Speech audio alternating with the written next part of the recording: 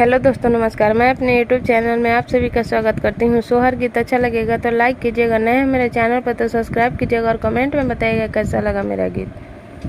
मरई में बाबा बियाह कइले कोठरी में गवनवा कइले हो, ए लाला ना घूंघटा उठाई प्रभुजी देखले त धनिया हमरो सुनर बारी हो, ए लाला ना घूंघटा उठाई प्रभुजी देखले त धनिया हमरो सुनर बारी हो।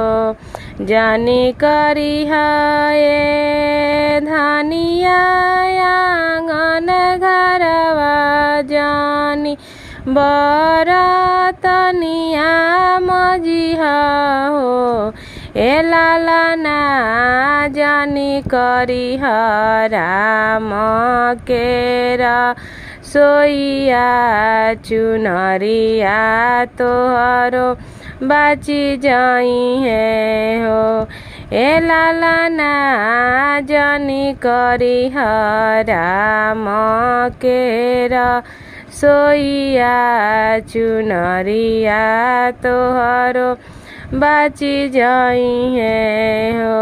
कैये करी है ये प्रभुजी आंगन घरवा के बरतनिया मजी है हो, ए प्रभुजी कैये करी है राम केरा सोइया चुनरिया हमरो धूमिल होई है हो, ए लाला ना कैये करी है राम केरा सोइया चुनरिया हमरो धूमिल होई है हो।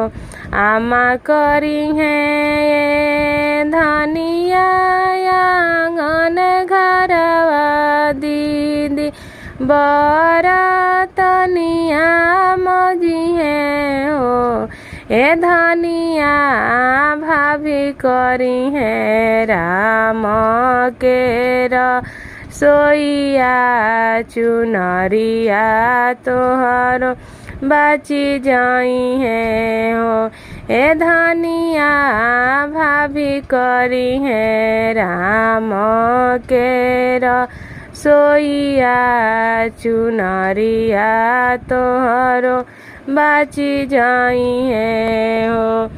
आमात ये प्रभुजी नाई हर बसी है दीदी ससुरार जाई है हो, ए प्रभुजी भाभी करी है हमसे पटी दरिया चुनरिया हमरो धूमिल होई है हो, ए प्रभुजी भाभी करी है हमसे पटी दरिया चुनरिया हमरो धूमिल होई है